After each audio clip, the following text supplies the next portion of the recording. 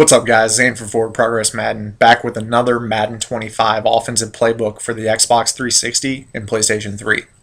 Today we're looking at the Seattle Seahawks offensive playbook, and the first thing that really jumps out to me when I look at this playbook is the sheer amount of balance that is in this playbook. You've got really good under center stuff, and then you've got very usable shotgun stuff as well. Since the Seahawks started running the read option a little bit last year with Russell Wilson, this playbook became much more dynamic. But if you go back to, say, Madden 13, then the playbook is just kind of bland. A lot of players say that it's the worst playbook in Madden 13. But for Madden 25, I'm seeing it as being much more dominant. And here's why. First and foremost, you've got a lot of plays that you can still pass out of. The single back snugs formation is a great formation. It always has been, and it always will be. Doesn't matter what year of Madden, compression sets are always an in thing. I expect this year to be no different. So you've got the halfback wheel and other pass plays that are popular out of the single back snugs.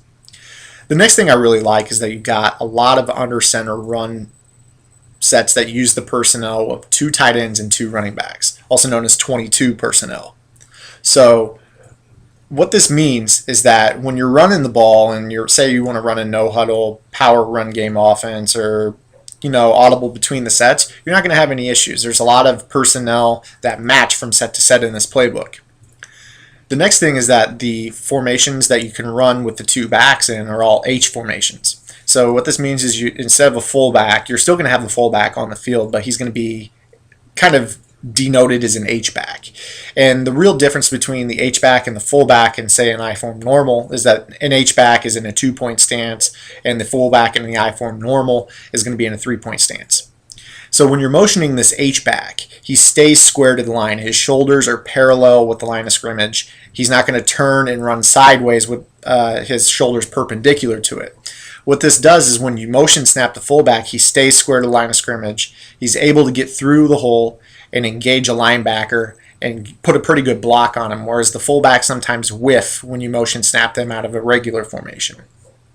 The last thing I really want to touch on is the amount of pistol stuff that's been added for the Seattle. And what I really like about the pistol stuff is the load options that are in it.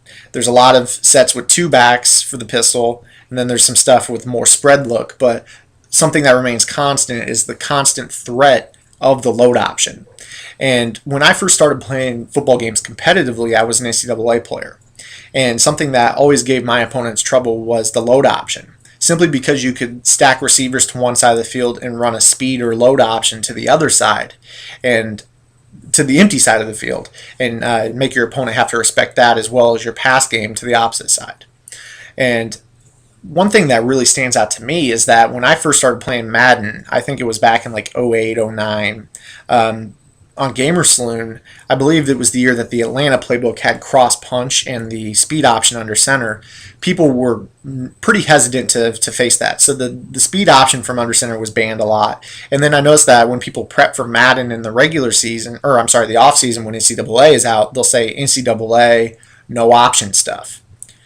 Well, with the reality that's kind of coming to the NFL today, that we're seeing a lot of spread option stuff, it's really not being a rule anymore. So people kind of have to learn to defend that. And I expect that the load option will be a look that they're not used to. So definitely take a look at that. Check that out.